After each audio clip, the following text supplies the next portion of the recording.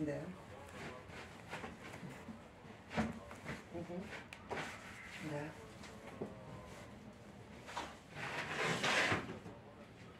Ще се връщаш или не ми е въпрос?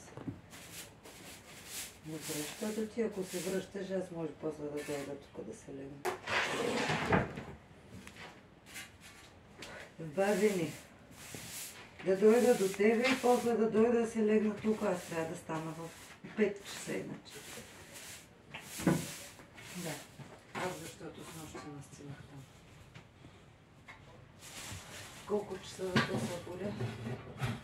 Добре. Айде, аз най-вероятно на Оренда ще я заведа, ти като си готов, ще дойдеш, ще пиеш едно кафе с нас и пееш към това. Пеш, няма пеш, няма да идваш въобще. Айде, 9 часа да буди. Не, 9 часа да буди. Айде.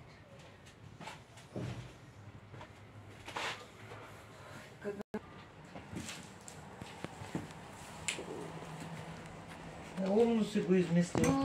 И за него добре, че ще му помогнеш, пък ще сте Ще заедно. стои пак до 4-5. Не виждам никакъв смисъл да се прибирам сама да спя. 5 часа. Аз се не заспивам лесно, като съм самата. Навика е голямо нещо. Тъй като ще има утре още една пералня, свалям това одеяло с и съкнало има сиво и затова го вземам него. Чистичко да сложа. Тък ме просило тук в стая. Чакай, моето момче, чакай, че не е това. Добре, дай, люни се. И сега ще върша. Съвсем малко му остава. И остава хопче. Ма не е много рано. Идеално. Идеално. 2 часа работа не си има работа просто. Виж, ние първо се знаем тертипа. Второ сме взаимозаменяеми с 2 изключения, нали, инжекциите и изпикаването.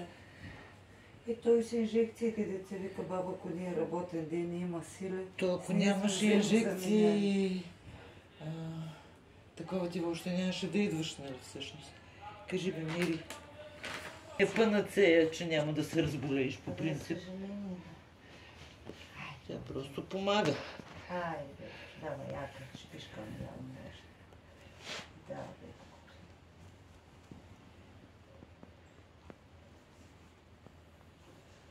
Браво, бебкото. Моля, как ти мириш в моя? Оренда, къде е това до вас? Не, той ще се хапне вкъщи и ще се работи. Той идва да я вижда заради мене, нали? Както и вие приемате вкъщи заради мене.